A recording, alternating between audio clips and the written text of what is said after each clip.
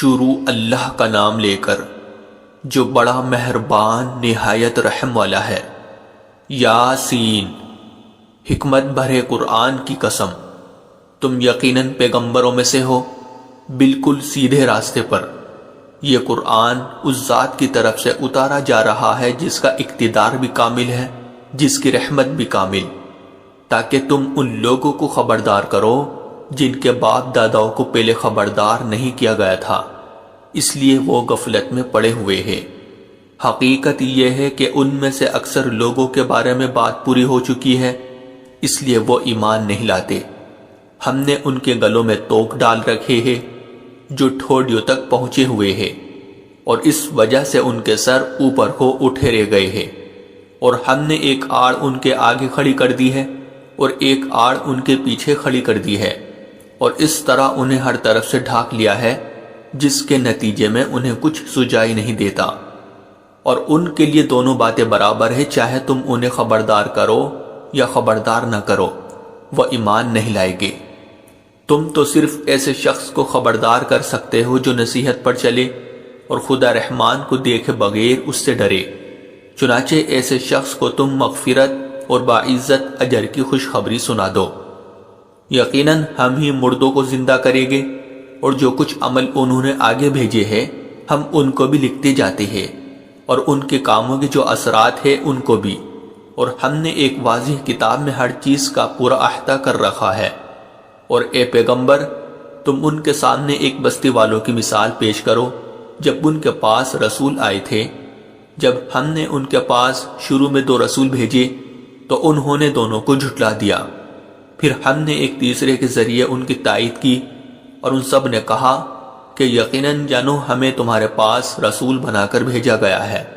انہوں نے کہا تمہاری حقیقت اس کے سوا کچھ بھی نہیں ہے کہ تم ہم جیسے ہی آدمی ہو، اور خدا رحمان نے کوئی چیز نازل نہیں کی ہے، اور تم سراسر جھوٹ بول رہے ہو۔ ان رسولوں نے کہا ہمارا پروردگار خوب جانتا ہے کہ ہمیں واقعی تمہارے پاس رسول بنا کر بھیجا گیا ہے، اور ہماری ذمہ داری اس سے زیادہ نہیں ہے کہ صاف صاف پیغام پہنچا دے۔ بستی والوں نے کہا ہم نے تو تمہارے اندر نحوست محسوس کی ہے، یقین جانو اگر تم باز نہ آئے تو ہم تم پر پتھر برسائیں گے، اور ہمارے ہاتھوں تمہیں بڑی دردناک سزا ملے گی۔ رسولوں نے کہا تمہاری نحوست خود تمہارے ساتھ لگی ہوئی ہے، کیا یہ باتیں اس لیے کر رہے ہو کہ تمہیں نصیحت کی بات پہنچائی گئی ہے؟ اصل بات یہ ہے کہ تم خود حد سے گزرے ہوئے لوگ ہو۔ اور شہر کے پرلے علاقے سے ایک شخص دوڑتا ہوا آیا، اس نے کہا اے میری قوم کے لوگوں، ان رسولوں کا کہنا مان لو، ان لوگوں کا کہنا مان لو جو تم سے کوئی اجرت نہیں مانگ رہے، اور وہ صحیح راستے پر ہے۔ اور بھلا میں اس ذات کی عبادت کیوں نہ کروں جس نے مجھے پیدا کیا ہے اور اسی کی طرف تم سب کو واپس بھیجا؟ بھلا کیا اسے چھوڑ کر میں ایسوں کو معبود مانوں کہ اگر خدا رحمان مجھے کوئی نقصان پہنچانے کا ارادہ کر لے تو ان کے سفارش میرے کسی کام نہ آئے اور نہ وہ مجھے چھڑا سکے؟ اگر میں ایسا کروں گا تو یقیناً میں کھلی گمراہی میں مبتلا ہو جاؤں گا۔ میں تو تمہارے پروردگار پر ایمان لا چکا، اب تم بھی میری بات سن لو۔ آخر کار بستی والوں نے اس کو قتل کر دیا، اور اللہ کی طرف سے اس سے کہا گیا کہ جنت میں داخل ہو جاؤ۔ اس نے جنت کی نعمتیں دیکھ کر کہا کہ کاش میری قوم کو معلوم ہو جائے کہ اللہ نے کس طرح میری بخشش کی ہے اور مجھے باعزت لوگوں میں شامل کیا ہے۔ اور اس شخص کے بعد ہم نے اس کی قوم پر آسمان سے کوئی لشکر نہیں اتارا، اور نہ ہمیں اتارنے کی ضرورت تھی۔ وہ تو بس ایک ہی چنگھاڑ تھی جس سے وہ ایک دم بجھ کر رہ گئے۔ افسوس ہے ایسے بندوں کے حال پر، ان کے پاس کوئی رسول ایسا نہیں آیا جس کا وہ مذاق نہ اڑاتے رہے ہو۔ کیا انہوں نے نہیں دیکھا کہ ان سے پہلے ہم کتنی قوموں کو اس طرح ہلاک کر چکے ہیں کہ وہ ان کے پاس لوٹ کر نہیں آتے؟ اور یہ جتنے لوگ ہیں ان سبھی کو اکٹھا کر کے ہمارے سامنے حاضر کیا جائے گا، اور ان کے لیے ایک نشانی وہ زمین ہے جو مردہ پڑی ہوئی تھی، ہم نے اسے زندگی عطا کی، اور اس نے غلہ نکالا جس کی خوراک یہ کھاتے ہیں۔ اور ہم نے اس زمین میں کھجوروں اور انگوروں کے باغ پیدا کیے، اور ایسا انتظام کیا کہ اس میں سے پانی کے چشمے پھوٹ نکلے تاکہ یہ اس کی پیداوار میں سے کھائے، حالانکہ اس کو ان کے ہاتھوں نے نہیں بنایا تھا، کیا پھر بھی یہ شکر نہیں کرے گے؟ پاک ہے وہ ذات جس نے ہر چیز کے جوڑے جوڑے پیدا کیے ہیں، اس پیداوار کے بھی جو زمین اگاتی ہے اور خود انسانوں کے بھی، اور ان چیزوں کے بھی جنہیں یہ لوگ ابھی جانتے تک نہیں ہیں۔ اور ان کے لیے ایک اور نشانی رات ہے، ہم اس پر سے دن کا چھلکا اتار لیتے ہیں تو وہ یکایک اندھیرے میں رہ جاتے ہیں، اور سورج اپنے ٹھکانے کی طرف چلا جا رہا ہے۔ یہ سب اس ذات کا مقرر کیا ہوا نظام ہے جس کا اقتدار بھی کامل ہے، جس کا علم بھی کامل، اور چاند ہے کہ ہم نے اس کی منزل ناپ تول کر مقرر کر دی ہے، یہاں تک کہ وہ جب ان منزلوں کے دورے سے لوٹ کر آتا ہے تو کھجور کی پرانی ٹہنی کی طرح پتلا ہو کر رہ جاتا ہے۔ نہ تو سورج کی یہ مجال ہے کہ وہ چاند کو جا پکڑے، اور نہ رات دن سے آگے نکل سکتی ہے، اور یہ سب اپنے اپنے مدار میں تیر رہے ہیں۔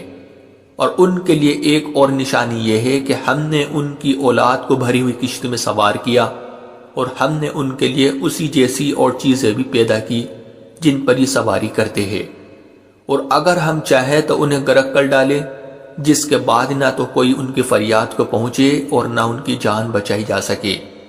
لیکن یہ سب ہماری طرف سے ایک رحمت ہے اور ایک معین وقت تک زندگی کا مزہ اٹھانے کا موقع ہے جو انہیں دیا جا رہا ہے۔ اور جب ان سے کہا جاتا ہے کہ بچو اس عذاب سے جو تمہارے سامنے ہیں اور جو تمہارے مرنے کے بعد آئے گا تاکہ تم پر رحم کیا جائے، تو وہ ذرا کان نہیں دھرتے، اور ان کے پروردگار کی نشانیوں میں سے کوئی نشانی ایسی نہیں آتی جس سے وہ منہ نہ موڑ لیتے ہو۔ اور جب ان سے کہا جاتا ہے کہ اللہ نے تمہیں جو رزق دیا ہے اس میں سے غریبوں پر بھی خرچ کرو، تو یہ کافی لوگ مسلمانوں سے کہتے ہیں کہ کیا ہم ان لوگوں کو کھانا کھلائے جنہیں اگر اللہ چاہتا تو خود کھلا دیتا۔ مسلمانوں، تمہاری حقیقت اس کے سوا کچھ بھی نہیں کہ تم کھلی گمراہی میں پڑے ہوئے ہو۔ اور کہتے ہیں کہ یہ قیامت کا وعدہ کب پورا ہوگا؟ مسلمانوں بتاؤ اگر تم سچے ہو۔ دراصل یہ لوگ بس ایک چنگھاڑ کا انتظار کر رہے ہیں جو ان کی اجت بازی کے عین درمیان انہیں آ پکڑے گی۔ پھر نہ یہ کوئی وصیت کر سکے گی اور نہ اپنے گھر والوں کے پاس لوٹ کر جا سکے گی، اور سور پھونکا جائے گا تو یکا یک یہ اپنی قبروں سے نکل کر اپنے پروردگار کی طرف تیزی سے روانہ ہو جائے گے۔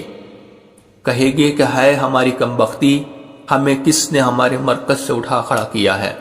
جواب ملے گا کہ یہ وہی چیز ہے جس کا خدا رحمان نے وعدہ کیا تھا اور پیغمبروں نے سچی بات کہی تھی، اور کچھ نہیں، بس ایک زور کی آواز ہوگی جس کے بعد یہ سب کے سب ہمارے سامنے حاضر کر دیے جائیں گے۔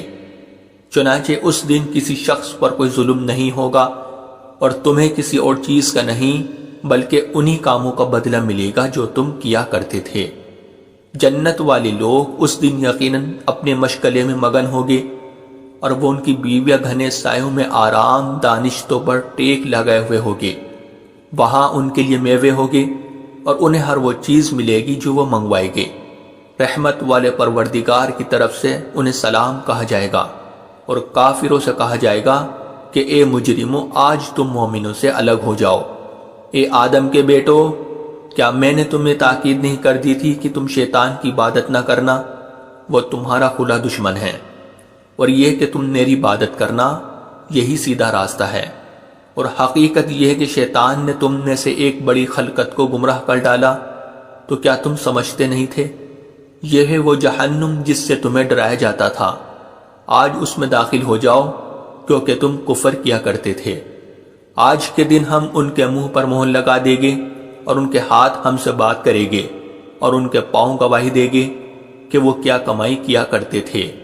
اور اگر ہم چاہیں تو یہیں دنیا میں ان کی آنکھیں مل یا میٹ کر دے، پھر یہ راستے کی تلاش میں بھاگے پھرے، لیکن انہیں کہاں کچھ سجائی دے گا۔ اور اگر ہم چاہیں تو ان کی اپنی جگہ پر بیٹھے بیٹھے ان کی صورتیں اس طرح مسخ کر دے کہ یہ نہ آگے بڑھ سکے، اور ہم جس شخص کو لمبی عمر دیتے ہیں اسے تخلیقی اعتبار سے الٹ ہی دیتے ہیں، کیا پھر بھی انہیں عقل نہیں آتی؟ اور ہم نے اپنے ان پیغمبروں کو نہ شاعری سکھائی ہے اور نہ وہ ان کے شایان شان ہیں۔ یہ تو بس ایک نصیحت کی بات ہے، اور ایسا قرآن جو حقیقت کو کھول کھول کر بیان کرتا ہے تاکہ ہر اس شخص کو خبردار کرے جو زندہ ہو، اور تاکہ کفر کرنے والوں پر حجت پوری ہو جائے۔ اور کیا انہوں نے یہ نہیں دیکھا کہ ہم نے اپنے ہاتھوں کی بنائی ہوئی چیزوں میں سے ان کے لیے موشی پیدا کیے اور یہ ان کے مالک بنے ہوئے ہیں، اور ہم نے ان موشیوں کو ان کے قابو میں دے دیا ہے، چنانچہ ان میں سے کچھ وہ ہے جو ان کی سواری بنے ہوئے ہیں اور کچھ وہ ہے جنہیں یہ کھاتے ہیں، نیز ان کو ان موشیوں سے اور بھی فائدہ حاصل ہوتے ہیں اور پینے کی چیزیں ملتی ہیں، کیا پھر بھی یہ شکر نہیں بجا لائے گے؟ اور انہوں نے اللہ کو چھوڑ کر اس امید پر دوسرے خدا بنا رکھے ہیں کہ انہیں ان سے مدد ملے، حالانکہ ان میں یہ طاقت ہی نہیں ہے کہ ان کی مدد کر سکے، بلکہ وہ ان کے لیے ایک ایسا مخالف لشکر بنے گے جسے قیامت میں ان کے سامنے حاضر کر لیا جائے گا۔